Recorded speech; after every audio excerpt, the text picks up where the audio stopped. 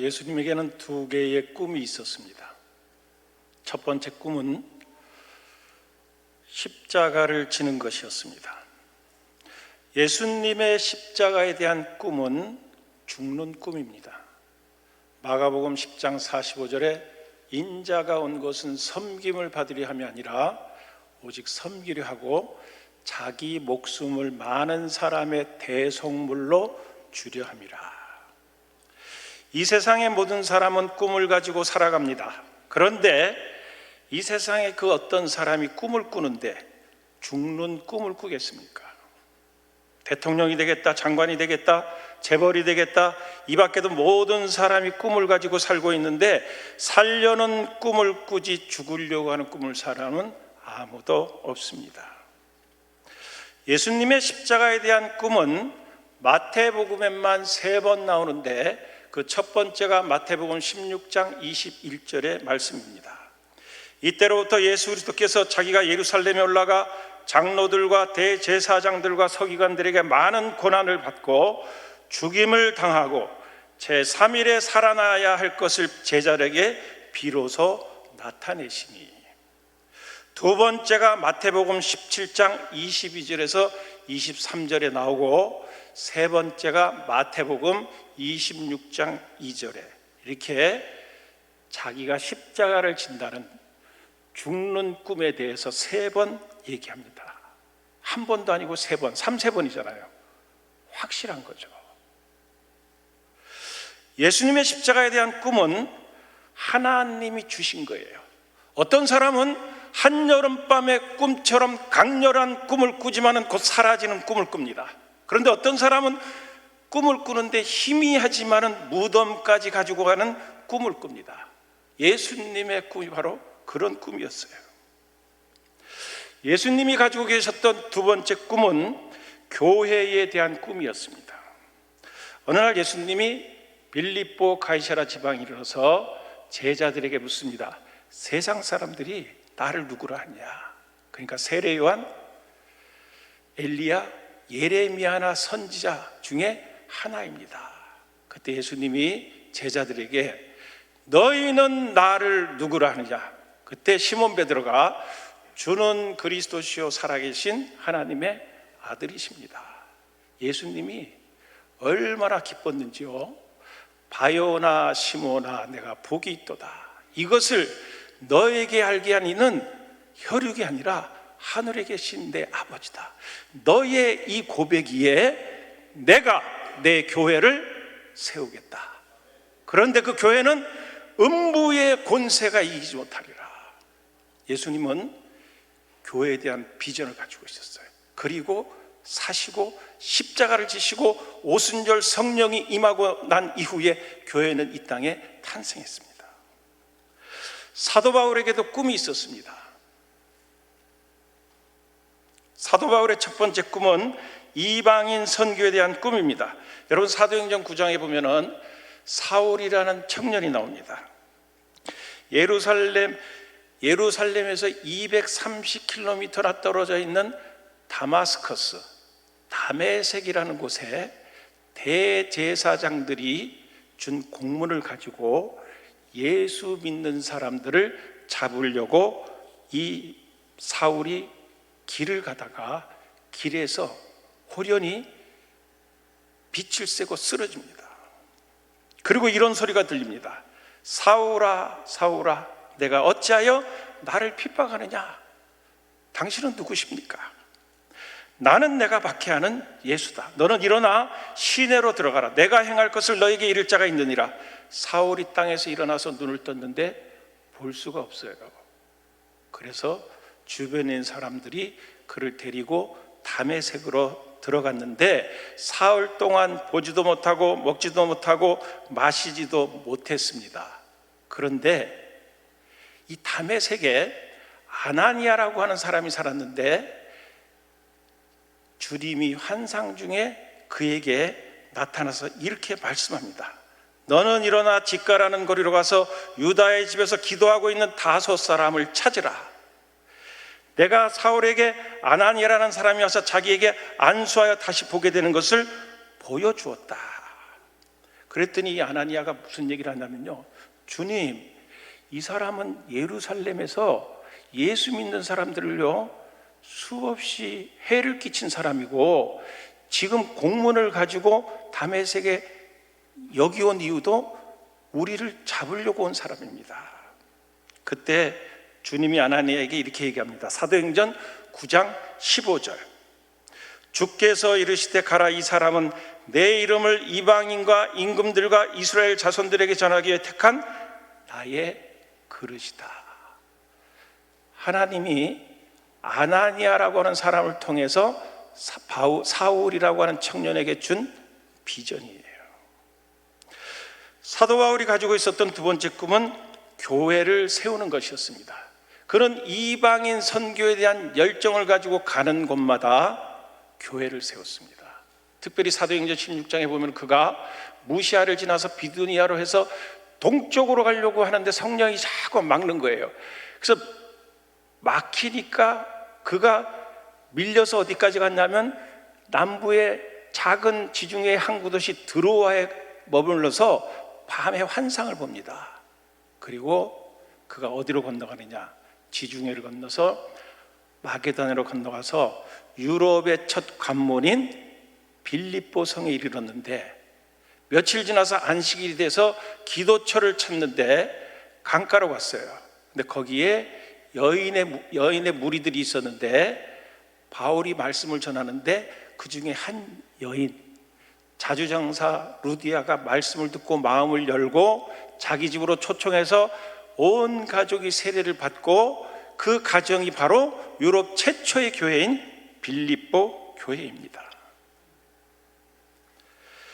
예수님 이후 세계사와 교회사에 가장 큰 영향력을 미친 한 사람을 꼽으라고 한다면 우리는 사도 바울을 꼽습니다. 역사학자 아놀드 토인비는 스타디 오브 히스토리에서 이렇게 얘기했습니다. 바울이 드로아에서 환상을 보고 지중해를 건너갈 때 바울이 탄 배는 유럽 문명을 싣고 갔다. 사도 바울은 여러분 신분적으로, 혈통적으로 대단히 뛰어난 사람이었어요. 빌립보서 3장 5절 6절에 나는 8일 만에 할례를 받고 이스라엘 족속이요 베냐민 지파요 히브리인 중에 히브리인이요 율법으로는 바리새파, 열심으로는 교회를 핍박하고 율법의 의로는 흠이 없는 자다, 이렇게 자신의 혈통을 자랑하고 있습니다.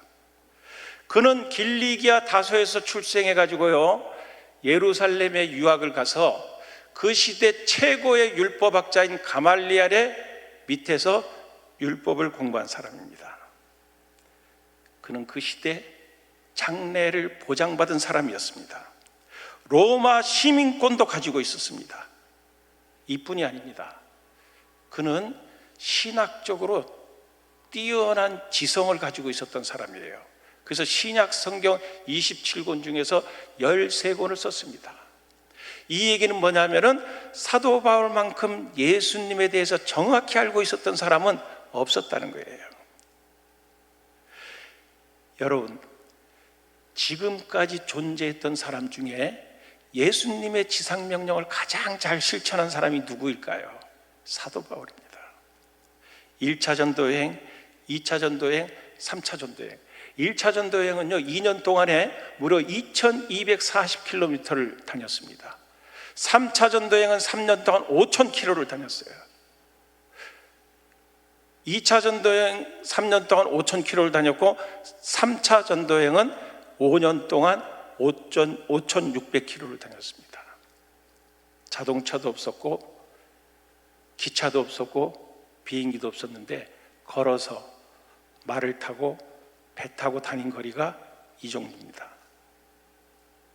그런데 이렇게 놀랍게 신분적으로, 세상적으로, 신학적으로, 선교적으로 탁월한 능력과 자질을 가지고 있었던 사도 바울이 오늘 본문 갈라디아서 6장 14절에서 뭐라고 고백하고 있습니까?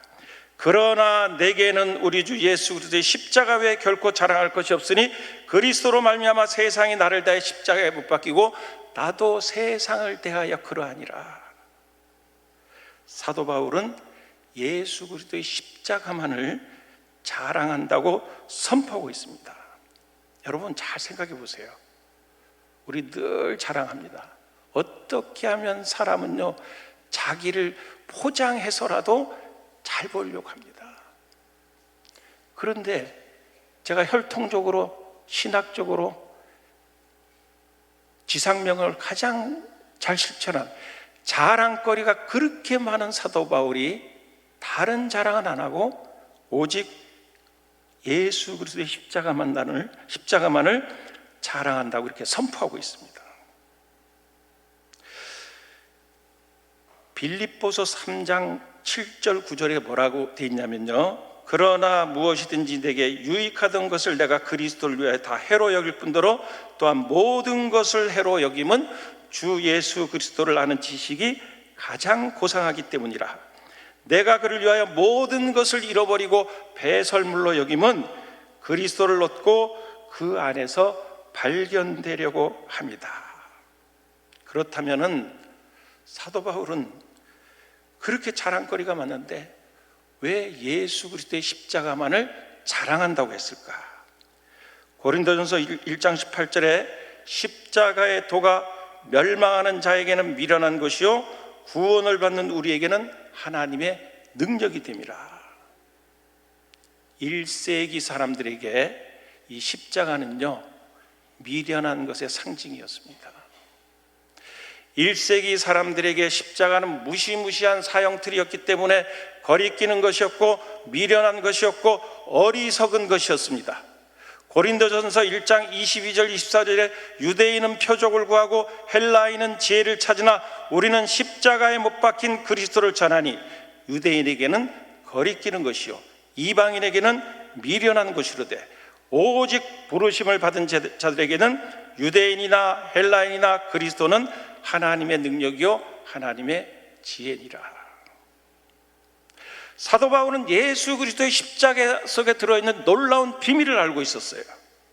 그것은 십자가에는 하나님의 능력과 지혜가 들어있는데 그 하나님의 능력이란 뭐냐면은 인간을 구원하는 능력이에요. 여러분, 복음이 무엇입니까? 사도 바울은 로마서 1장 16절 17절에서 이렇게 말씀하고 있습니다. 내가 복음을 부끄러워하지 아니하노니 이 복음은 모든 믿는 자에게 구원을 주시는 하나님의 능력이 됨이라. 먼저는 유대인에게요 그리고 헬라인에게로다. 복음에는 하나님의 의가 나타나서 믿음에 이르게 하나니 기록된 바 오직 의인은 믿음으로 말미암아 살리다. 복음에는 하나님의 의가 나타나 있는데 이 하나님의 의가 무엇이냐면은 예수 그리스도예요. 정확히 말씀드리면은 복음은 예수 그리스도의 십자가와 부활이 복음의 핵심입니다. 복음에는 세상 학문이 들어있는 것이 아니에요. 철학이 들어있는 것이 아닙니다. 복음은 세상 사람이 어리석다고 여기고 세상 사람이 미련하다고 여기는 십자가 속에 들어있어요. 그래서 바울은 가는 곳마다 세상 자랑하지 않고 학문 자랑하지 않고 혈통 자랑하지 않고 오직 그리스도 예수의 십자가만을 자랑했습니다.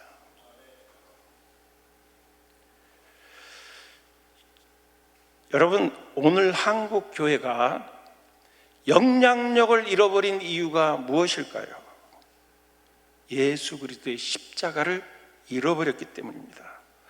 오늘의 교회가 금과 은은 가지고 있습니다. 아니, 금과 은은 흘러넘칩니다.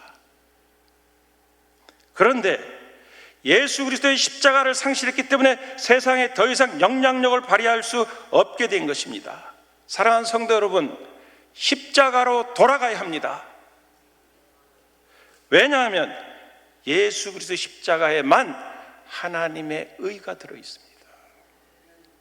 예수 그리스도의 십자가에는 율법의 의가 아닌 하나님의 의가 들어있습니다. 예수 그리스도의 십자가는 율법의 의를 폐하고 하나님의 의를 완성시켰어요.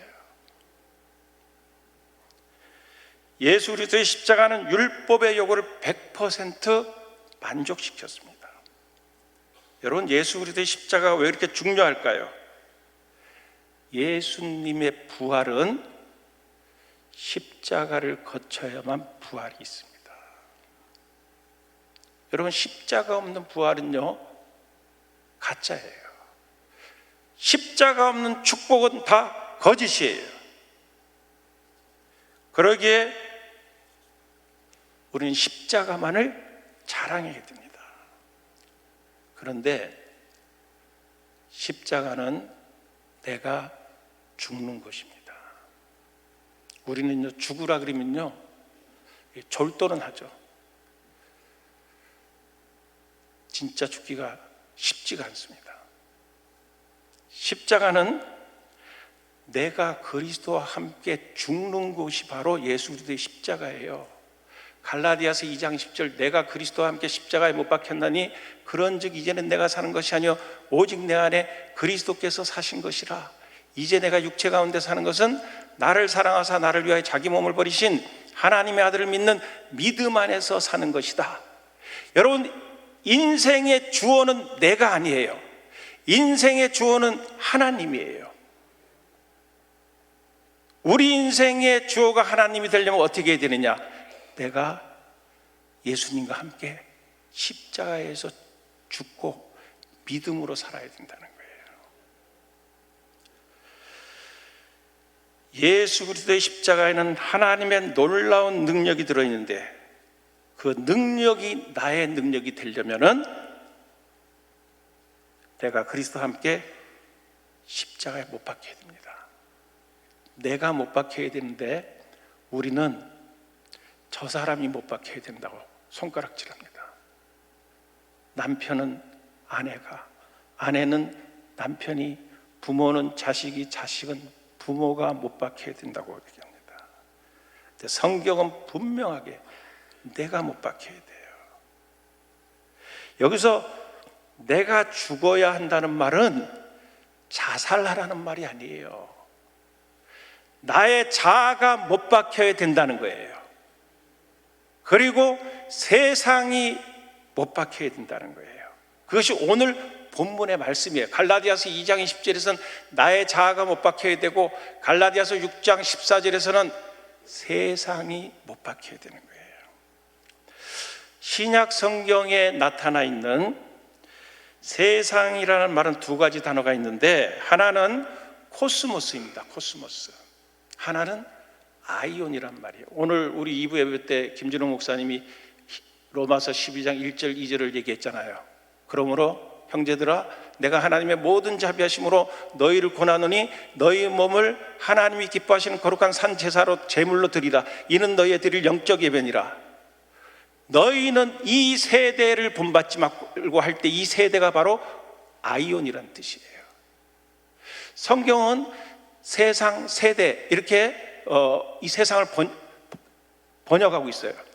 근데 더 중요한 것은 우리나라 말로는 세상인데 이 세상의 의미가 완전히 달라요. 자, 여러분들이 보는 왼쪽에 외형적 영역으로서의 세상이 있습니다. 어린아이들도 다 외우는 요한복음 3장 16절 하나님이 세상을 이처럼 사랑하사. 이때 세상은요 세상 사람들을 뜻하는 거고 우리는 그 세상을 사랑해야 돼요. 왜? 하나님이 세상을 이처럼 사랑했기 때문에.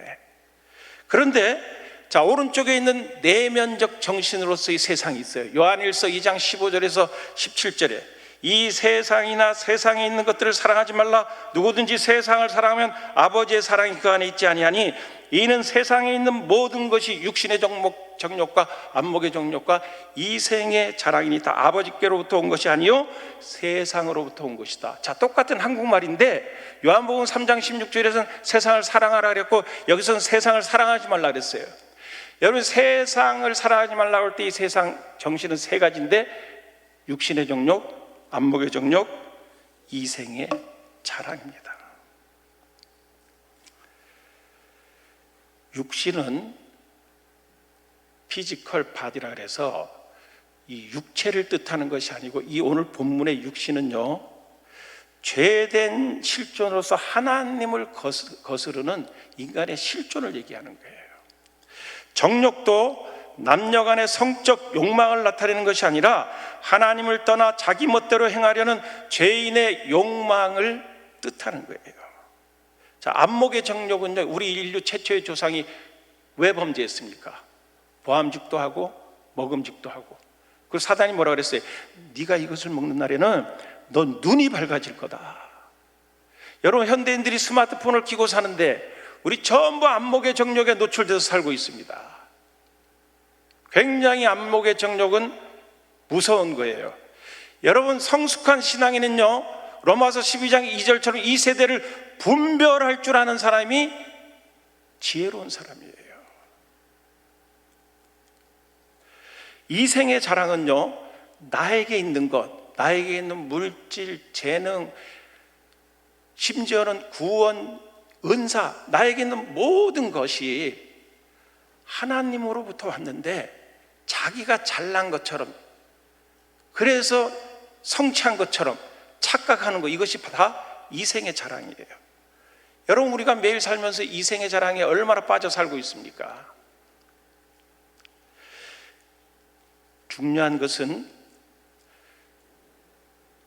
세상 사람들을 우리는 목숨처럼 사랑해야 되는데 그 세상은 사랑하지 않고 사랑하지 말라는 육신의 정욕, 안목의 정욕, 이생의 자랑은요 너무나 사랑한다는 거예요. 이 세상에는 세 종류의 사람이 있습니다. 첫 번째 사람은 자연인입니다. 이 사람은 예수 그리스도를 영접하지 않은 사람이에요. 하나님 없이 자기 멋대로 사는 사람입니다. 이런 사람이 인생을 살다가 인생의 한 정점에서 누구로부터 예수 그리스도를 소개받아서 예수님을 믿게 됩니다. 볼지어다 내가 문 밖에 서서 두드리노니 누구든지 내 음성을 듣고 문을 열면 내가 그에로 들어가 그로 더불어 먹고 그는 나로 더불어 먹으리라. 그래서 예수님을 영접했어요. 그런데 사도 바울은요, 예수님을 영접한 사람에게는 두 종류의 사람이 있다 그래요. 그 첫 번째가 육신에 속한 사람입니다. 고린도전서 3장 1절 2절에 형제들아 내가 신령한 자들을 대함과 같이 너희에게 말할 수 없어서 육신에 속한 자 곧 그리스도 안에서 어린아이들을 대함같이 하노라. 내가 너희를 젖으로 먹이고 밥으로 아니하였노니 이는 너희가 감당하지 못하였음이거니와 지금도 그러하니라. 한 사람의 자연인이 예수 그리스도를 믿고 하나님의 자녀가 되었으면 영적으로 계속 성장해 가고 성숙해 가야 하는데 고린도 교인들은 계속해서 갓난아이 행세를 하는 거예요. 딱딱한 음식을 먹어야 하는데 예수님을 믿은 지 10년이 지나고 20년이 지나고 30년이 지나고 세월은 지나가는데 계속 젖만 먹습니다.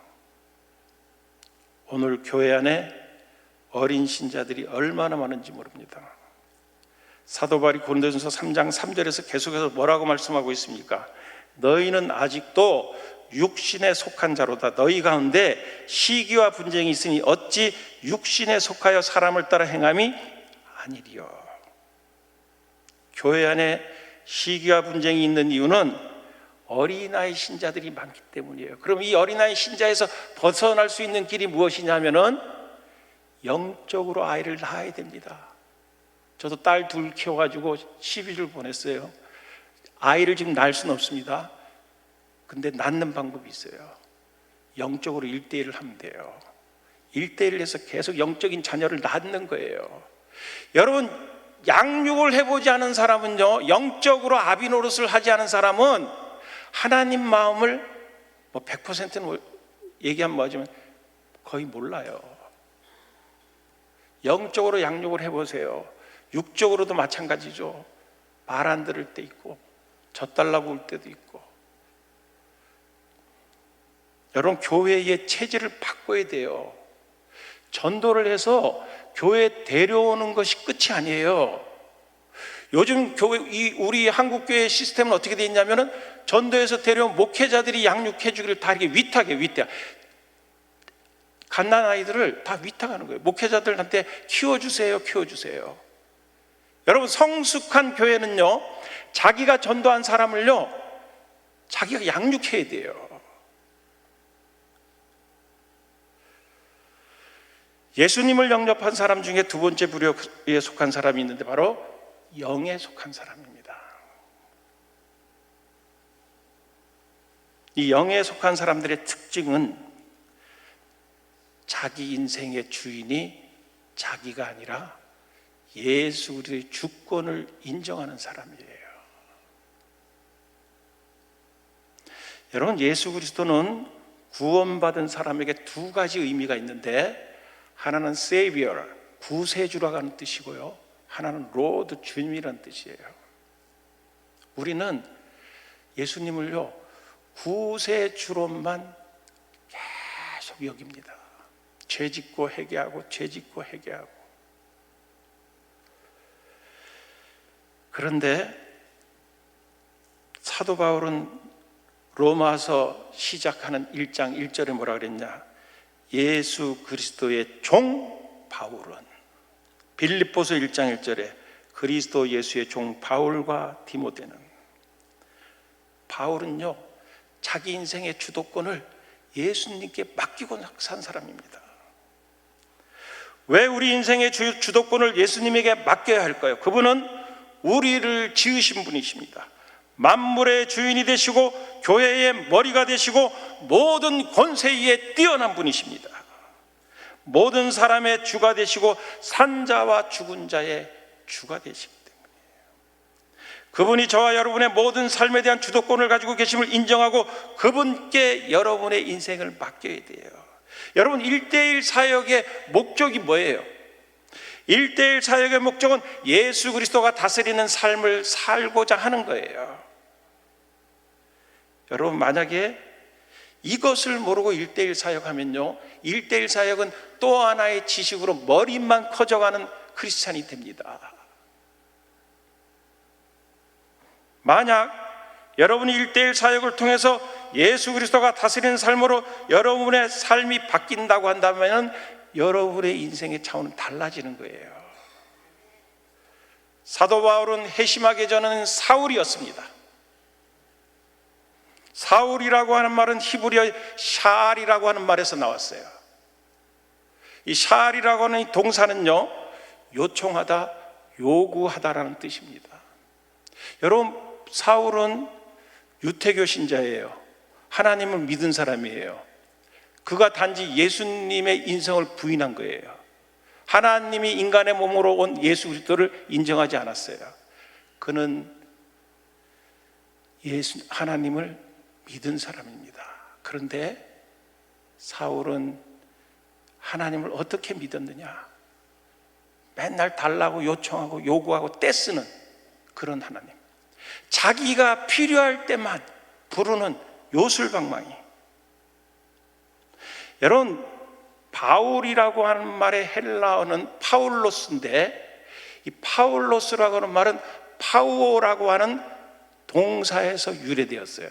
그런데 이 파우오라고 하는 동사의 의미는 뭐냐면은 멈추다라는 뜻입니다. 사도 바울은 사울일 때 하나님을 갓난아이처럼 믿었어요. 근데 그가 다메섹에서 예수 그리스도를 만난 후에 사울로 살아갈 때는요 옛날에 자기 인생의 주인의 삶을 단절시켰어요. 멈췄어요. 그만두었습니다. 바울은 예수님을 만난 후 내가 내 삶을 이끌어가는 것이 아니라 하나님이 내 삶을 이끌어 가시도록 내 삶을 그분께 맡겼어요. 인생은 능동형이 아니라 수동형이에요. 내가 내 인생을 주도적으로 살면은요 성취하고 권력도 얻고 재물도 얻을 것 같죠? No, 아니에요. 내 인생이 가장 멋있는 인생으로 살 수 있는 유일한 비결은 내 인생의 주인이 하나님이신 것을 믿고 예수 그리스도와 성령이 내 삶을 이끌어갈 수 있도록 그분께 전적으로 내 삶을 맡기는 겁니다. 소설 빙점을 쓴 유명한 일본 여류 작가가 미우라 아야코라고 하는 여류 작가가 있는데, 인생에서 두 번째로 좋은 것이 가장 좋은 것을 가로막는다. 그런 말을 했어요. 오늘 우리가 살고 있는 이 시대는 너무나 좋은 것이 많이 있습니다. 그러나 분명히 기억하십시오. 이 세상의 모든 것은 아무리 좋아도 두 번째로 좋은 거예요. 여러분, 가장 좋은 것, 가장 중요한 것은 예수 그리스도의 십자가예요. 두 번째로 좋은 것 때문에 가장 좋은 것을 놓치지 않기를 축원합니다.